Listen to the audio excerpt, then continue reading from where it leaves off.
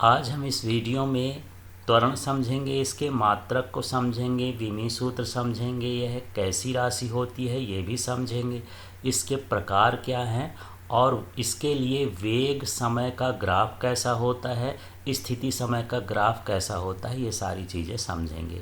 तो चलिए सबसे पहले त्वरण को समझते हैं। अंग्रेजी में इसको एक्सेलरेशन भी कहते हैं। तो क्या है त्वरण?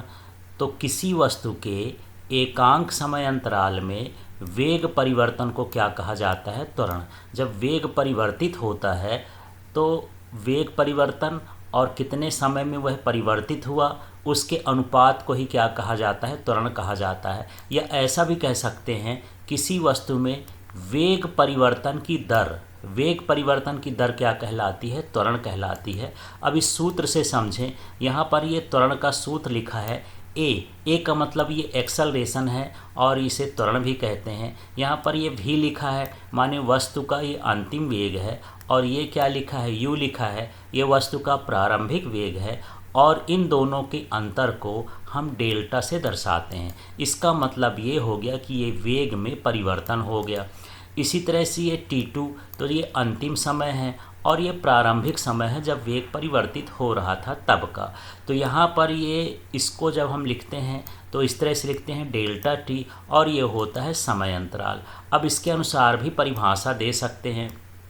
तो यहाँ हो गया वेग में परिवर्तन, और इसको हम दर भी बोलते हैं समय को। तो वेग में परिवर्तन की दर को क्या कहा जाता है? त्वरण कहा जाता है। ये सिंपल सी परिभाषा हो गई।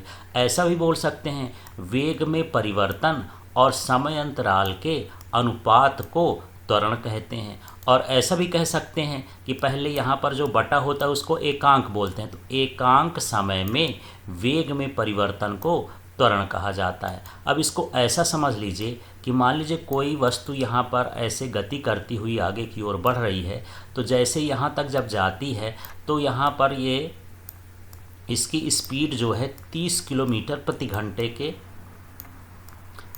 इसका जो वेग है 30 किलोमीटर प्रति घंटा है। अब जैसे थोड़ा आगे बढ़ती है और यहाँ पर मान के चलते हैं कि 5 मिनट जब होता है तो 5 मिनट में इसकी स्पीड कितनी हो जाती है? 40 किलोमीटर प्रति घंटा हो जाती, माने इसका वेग बदल जाता है।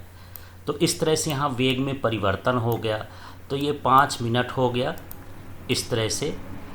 तो अब हमको यदि निकालना है त्वरण, तो हम क्या करेंगे? जो अंतिम वेग है यहाँ 40 रख देंगे, यहाँ 30 रख देंगे और यहाँ पर 5 रख देंगे, और इसको हम भाग कर देंगे तो यहाँ पर इसका क्या आ जाएगा? त्वरण आ जाएगा।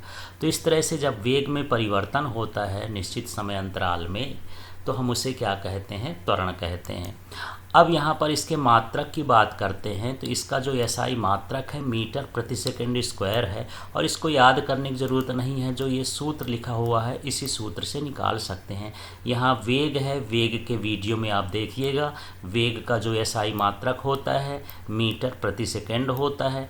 और फिर से देख लेते हैं, यहाँ समय है, समय का मात्रक सेकंड होता है। तो इस तरह से ये सेकंड तो नीचे आ जाएगा, तो ये हो जाएगा मीटर अपॉन सेकंड स्क्वायर। तो इस तरह से इसका एसआई मात्रक क्या होता है? मीटर प्रति सेकंड स्क्वायर। अब हम बात कर लेते हैं इसके विमीय सूत्र की। तो यहाँ पर इसका विमीय सूत्र LT-2 है, लेकिन ये कैसे आया इससे निकाल सकते हैं। यहाँ पर वेग है, वेग के वीडियो में आप देखिएगा इसका जो विमीय सूत्र हम निकाले थे ये था LT-1। तो ये वेग का विमीय सूत्र हो गया, और ये डेल्टा टी है तो डेल्टा टी का विमीय सूत्र टी होता है। अब ये टी ऊपर चला जाएगा तो ये हो जाएगा LT-2। तो इस तरह से इसका विमीय सूत्र क्या बन गया? LT-2। यदि आप इसको पूरे फॉर्मेट में लिखना चाहते हैं तो ऐसा भी लिख सकते हैं। यहाँ हो जाएगा m0 और ये हो जाएगा L, ये हो गया 1 और ये हो गया T-2। तो इस तरह से इसका विमीय सूत्र ऐसे भी लिखा जा सकता है। अब यहाँ पर त्वरण का मतलब ये नहीं कि ये delta V upon delta T, यानी डेल्टा लगाना ज़रूरी नहीं है। कहीं कहीं पर ये सूत्र भी लिखा होता है V अपॉन टी। तो ये वेग बटे समय अंतराल भी किसके तुल्य होता है? त्वरण के तुल्य होता है, त्वरण के बराबर होता है। अब जैसे कि वेग कैसी राशि होती है? सदिश राशि होती है। उसी तरह से त्वरण भी कैसी राशि होती है? सदिश राशि होती है। यहाँ त्वरण का मान धनात्मक हो सकता है, ऋणात्मक हो सकता है और शून्य भी हो सकता है। क्योंकि वेग का मान शून्य हो सकता है, धनात्मक हो सकता है, ऋणात्मक हो सकता है, और वेग का मान विस्थापन पर निर्भर करता है। यदि विस्थापन धनात्मक है तो वेग भी धनात्मक होगा, त्वरण भी धनात्मक होगा। यदि विस्थापन ऋणात्मक है तो वेग भी ऋणात्मक होगा, त्वरण भी ऋणात्मक होगा। और यदि विस्थापन शून्य है तो वेग और त्वरण भी क्या होंगे, शून्य होंगे। अब चलिए देखते हैं कि त्वरण किन किन प्रकारों का होता है। तो यहाँ पर समझिए, सबसे पहले धनात्मक त्वरण क्या होता है। जब वस्तु के वेग में वृद्धि होती है तो उस त्वरण को धनात्मक त्वरण कहते हैं। जैसे कोई वस्तु जो है, मान के चलते हैं 20 किलोमीटर प्रति घंटे के वेग से आगे बढ़ रही है, और हम उसकी स्पीड को या वेग को बढ़ा करके 40 किलोमीटर कर दिए। तो यहाँ पर हम देख रहे हैं कि 20 से ये 30 या 40 हो गया, तो उसके वेग में वृद्धि हो गई। ऐसे त्वरण को हम क्या कहते हैं, धनात्मक त्वरण कहते हैं। इसी तरह से यहाँ पर हम देख लेते हैं, यहाँ पर हम देखते हैं कि ये क्या हो गया, मंदन। अब इसके नाम में ही है मंदन, या इसको बोलते हैं ऋणात्मक त्वरण। जब किसी वस्तु के वेग में क्या होती है, कमी होती है, तो उसे ऋणात्मक त्वरण कहा जाता है। अब ये कब वेग में कमी होती है, जब मान लीजिए कोई वस्तु चलती है और चलते चलते हम उसमें ब्रेक लगाते हैं, तब उसके वेग में क्या आ जाती है, कमी आ जाती है। जैसे मान लीजिए 20 किलोमीटर प्रति घंटे की रफ्तार से कोई वस्तु आगे बढ़ रही थी, अब हम देखें कि सामने कुछ रुकावट आ गई है, तो हम उसकी स्पीड को कम कर देते हैं, और ये हम स्पीड कम करके 10 किलोमीटर प्रति घंटे की स्पीड कर देते हैं। तो इस तरह से यहाँ पर हम देखते हैं कि इसके वेग में क्या हो गई है, कमी हो गई है। तो जब वेग में कमी हो जाती है तब हम इसे क्या कहते हैं, मंदन या ऋणात्मक त्वरण कहते हैं। अब हम बात करते हैं एक समान त्वरण क्या होता है।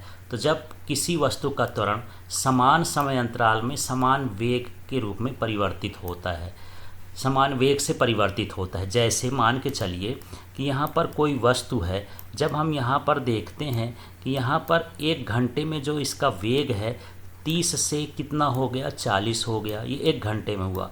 फिर अगले हम 1 घंटे में देखते हैं कि ये 40 से कितना हो गया, 50 हो गया।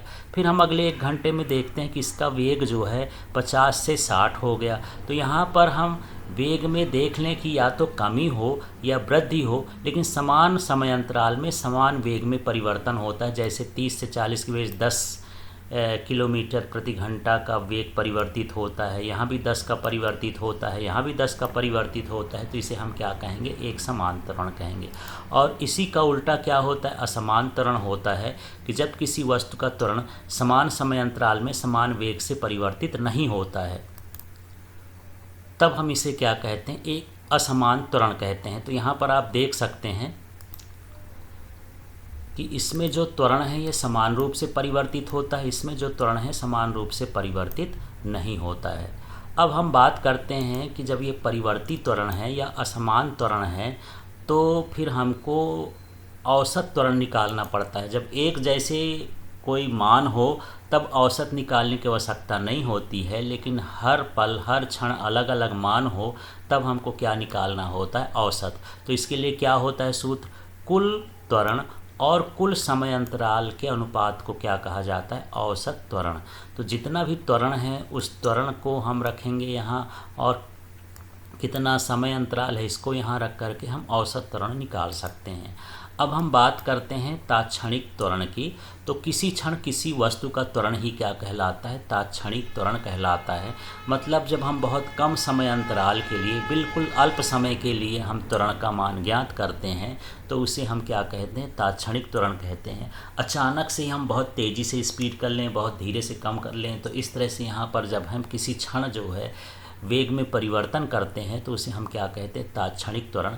तो यहाँ पर ए लिखा हुआ है, ये लिमिट है, और ये किसकी लिमिट है, समय अंतराल की। ये डेल्टा टी जो लिखा है, समय अंतराल लगभग 0 के बराबर है। इसका मतलब है बहुत ही अल्प समय पर, तो बहुत ही अल्प समय के लिए वेग कितना हो गया, ये डेल्टा भी हो गया।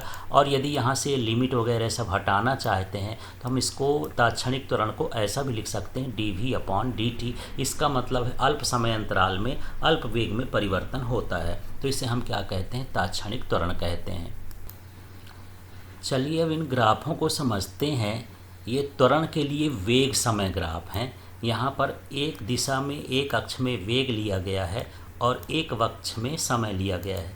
तो जब ऐसा ग्राफ हो, देख लीजिए ये ऊपर की ओर जाता है तो ये धनात्मक दिशा में धनात्मक त्वरण को व्यक्त करता है। इसी तरह से देखिए यहाँ भी वेग है और ये समय है। तो यहाँ पर हम क्या देख रहे हैं कि ये दिशा क्या हो रही, ऋणात्मक। तो यहाँ पर ये ऐसा मान सकते हैं कि ये धनात्मक दिशा में जो होता है ऋणात्मक त्वरण है। दिशा इसकी धनात्मक ही कहला गई, लेकिन जो त्वरण है वो त्वरण कैसा है, ऋणात्मक। तो यहाँ पर त्वरण क्या हो गया, ऋणात्मक। यहाँ पर त्वरण क्या हो गया, धनात्मक हो गया। यहाँ दिशा भी धनात्मक है, त्वरण भी धनात्मक है। अब यहाँ पर देख लेते हैं तो ये ऋणात्मक दिशा में, जिसको आप मंदन कहते हो, तो यहाँ ऋणात्मक दिशा में ऋणात्मक त्वरण कहला गया।